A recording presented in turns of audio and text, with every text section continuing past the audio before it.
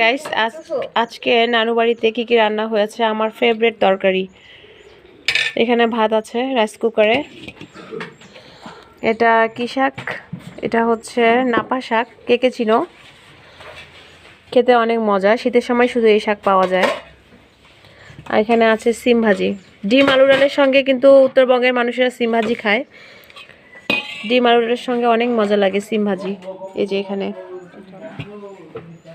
এখানে রান্না করা হয়েছে ডিম আলুর ডাল হাঁসের ডিম দিয়ে। অনেক মজা, লাল লাল কুসুম হাঁসের ডিম। ডিম আলু ডালের সঙ্গে কিন্তু সিম ভাজি আমাদের দিনাজপুরের মানুষ অনেক পছন্দ করে। Thanks for watching. সবাই ভালো থাকবেন। আল্লাহ হাফেজ। গাইস আজকে নানু বাড়িতে কি কি রান্না হয়েছে আমার ফেভারিট তরকারি। এখানে ভাত আছে রাইস কুকারে। এটা কি শাক? এটা হচ্ছে নাপা শাক। কে কে চিনো?